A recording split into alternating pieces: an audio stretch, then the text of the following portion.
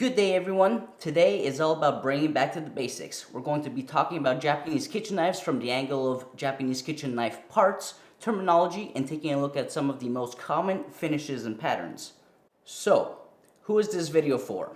This video is for people like my friend Breg, aka Bregnarok on PlayStation, who came to me a few months ago and said, Frankie, I thoroughly and genuinely enjoy your content.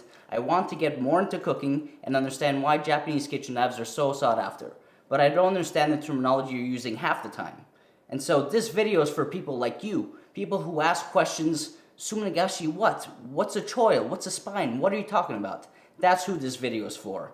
What this video isn't going to be is we will not be doing a deep dive into learning why some of the patterns and finishes I speak of, how they've been developed. It also won't be very brand centric or brand focused. We're not going to be talking about any knife smiths in particular, any polishers or any sharpeners, and we won't really be touching on knife shapes. That could always be part 2. Now, this video is also important to me because I want to acknowledge my French community. I know that there is a percentage of you out there who come here and who are primarily French speaking. Myself, being trilingual, my language of knives is not French, it's English. And so I thought, what better way to make content that is going to be available for the internet for many years to come, do it in French, but not have me take the spotlight, have friend and owner Olivier of Stay Sharp Montreal step in and do his version in French. Stay Sharp Montreal is a boutique of fine Japanese kitchen knives in the heart of Montreal. He sells absolutely gorgeous knives. He is super knowledgeable, and so I will be leaving it to Olivier of Stay Sharp Montreal to do exactly the content that you're about to see here in this video, but in French. So please go on over to his page at Stay Sharp Montreal. Remember, like and subscribe. It'll really help him out. And you know what? If you feel like it, like and subscribe this video as well. A quick word to my French community. Bonjour tout le monde, merci beaucoup d'être ici. Si vous aimez mieux voir le restant de cette vidéo en français, allez payer une visite à mon ami Olivier sur sa chaîne Stay Sharp Montreal. Il couvrira le même sujet qu'ici dans cette vidéo, mais en français. Merci et à la prochaine.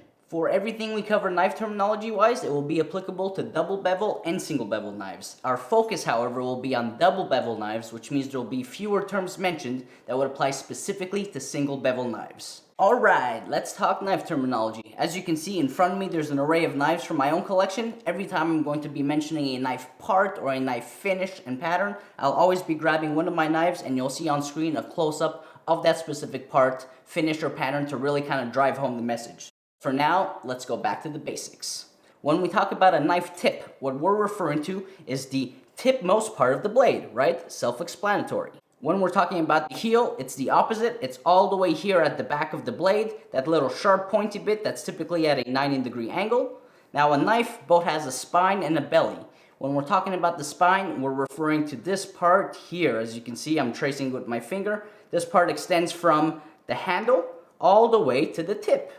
And when we are referring to the belly, now we're referring to the opposite end of the spine. So that's also the cutting edge of the knife that goes from the heel all the way to the tip. A knife also has a neck, which is this steel component here that's extending from the handle to the back of the heel. Now, when we talk about the choil, that's an area that encompasses part of the neck as well as the heel. And the choil is something you will hear people talk a lot about. Why? It's because people always ask about, bro, send me a picture of that choil shot. Why is that choil shot important? The choil shot will show, as I said, part of the neck, part of the heel, and this whole curve right here.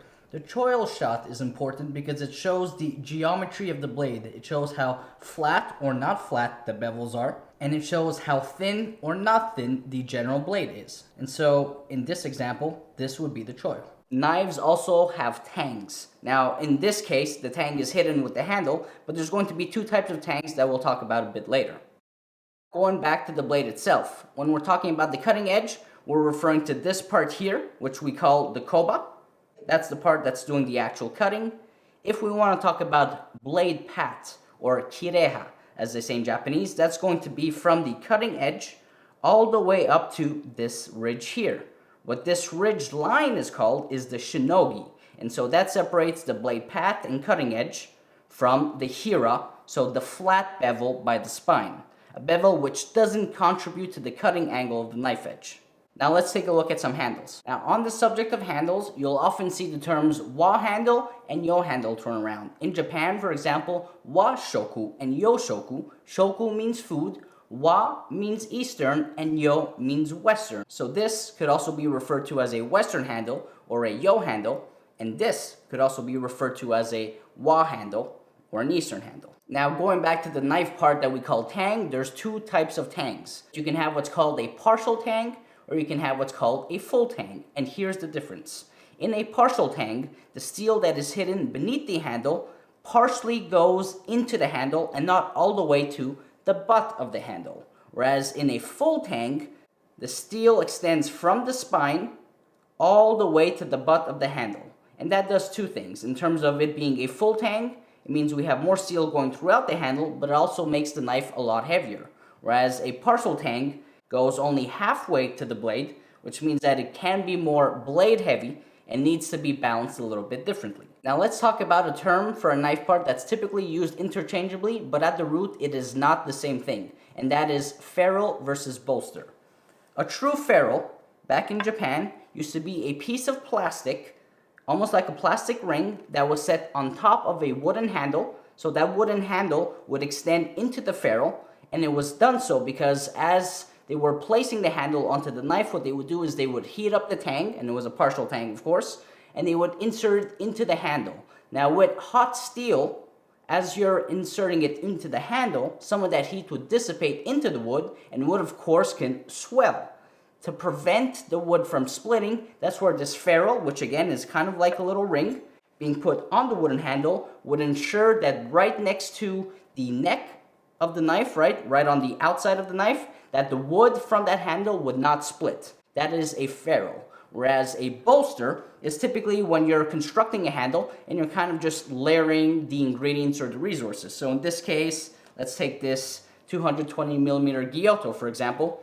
This is a bolster and this is the handle. Really, all of this is the handle, and we're about to talk about handle terminology, but a lot of people will call this a ferrule sometimes. I know that I'm guilty of it too. But truly what it is a bolster. Why? Because if it was a ferrule, if I were to take this handle apart, then I would expect the wooden part of the handle to be inside the ferrule. But this is not a ferrule, this is a bolster. Another fun fact is that nowadays most tangs will not be heated and inserted into a handle. Instead, smiths will use something like wood glue or epoxy in order to cement that handle onto the knife, and therefore ferrules really are mainly non-existent or not as popular as they would be. And so for all intents and purposes, that's why you'll see people refer to the topmost part of a handle as bolster or ferrule, and though one is more right than the other, at the same time everyone kind of understands what you're talking about. So when we say ferrule or bolster these days, we are typically referring to the topmost part of the handle. In a Western handle, you'll also find pins or rivets which hold what are called the scales to the tang of the knife. Now quickly, before we touch on finishes and patterns, you'll often see and hear about two types of blades.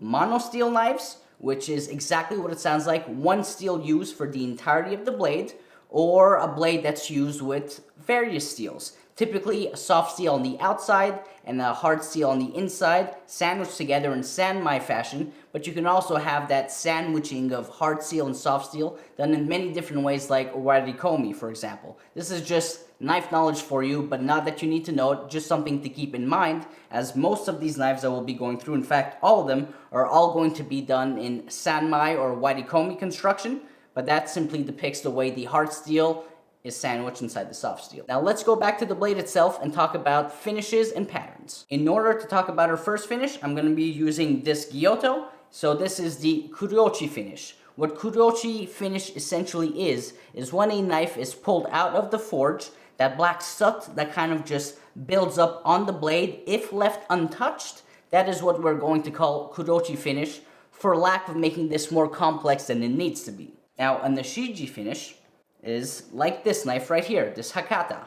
What a nishiji finish is I want you to picture again the kurouchi finish blade that I just showed you. So the knife is pulled out of the forge, this black soot or carbonization that's on the outside of the blade. If that doesn't remain, if we slightly polish it, you'll end up with a nishiji finish. And nishiji essentially means pear skin finish. So it still has a lot of that texture that you get from the kurouchi, but now, because it's polished, instead of being black, it reveals the steel's color underneath. To talk about a megaki finish, we're going to use this Giotto. Now, a megaki finish is essentially when the blade is polished from the spine all the way to the cutting edge in a unidirectional way. Typically, it's a bit of a what we call a satin finish, and it really adds a lot of contrast between the cutting edge of the blade and the rest of the knife, and it looks a little bit like this. Now, we're going to talk about Damascus finishes and patterns, and here it can get really complicated. I'm going to have many knives to show you.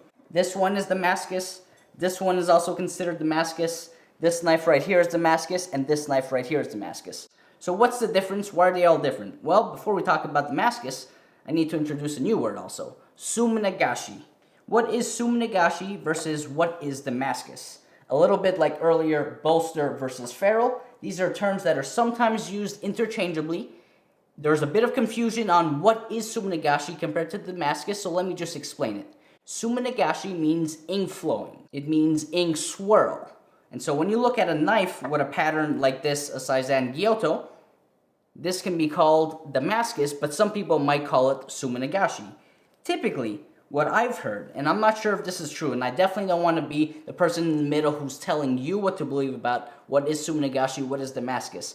But typically, what I have heard is that Suminagashi will be used when we refer to a blade where the steel Damascus look is not something that is done in-house with different layering of steels, because that's essentially what Damascus is. It's layering different steels on top of each other to create layers. Then when you start to polish, and as those layers come through the knife, that is Damascus. But I've heard that things like Suminagashi or ink flowing patterns are almost patterns that are printed onto a knife. Now this one isn't Suminagashi, this one is actual layers of Damascus, but still, if you think Suminagashi or you think Damascus, go back to when we talked about bolster versus ferrule. They are somewhat interchangeable. I know there's differences. Someone out there is going to disagree with me, but when I'm going to show you knives, I'm just going to call it Damascus. Maybe it's also Suminagashi, but again, to simplify it, let's just call it all Damascus. I definitely don't want to be the one to demystify the differences between Suminagashi and Damascus. When we talk about Damascus knives, typically people want to know one thing. Is it hand-folded and handmade in a shop? Or is it pre-laminated steel dummy billets? Now, of course, again, this is not going to be the video where we're going to speak about the advantages of Damascus, or really the disadvantages of Damascus, nor how it affects the worth of a knife. But that's one thing you should know, is that Damascus can come in two forms. It can either be hand-forged, hand-folded in a knifesmith shop, or it can come pre-laminated, and they're called dummy billets. What you should know, whether you call it Damascus or Suminagashi, is that these patterns can be made in many different ways. You can use the same steel to layer and pattern, or a little bit like this banca, you can use different steels to layer and pattern, and you end up with something like this, which is called Rainbow Damascus. This knife has a cutting edge of blue number 2, and the layering that you see is a result of using copper and brass in that Damascus layering pattern. So now we have two more knife terms to talk about. One is a pattern and one is a finish. On the topic of patterns, the last pattern I want to talk to you about is tsuchimi. So now let's go back to the knowledge that we've kind of built on. The knife comes out of the forge. If left as is, you'll end up with a kurouchi finish.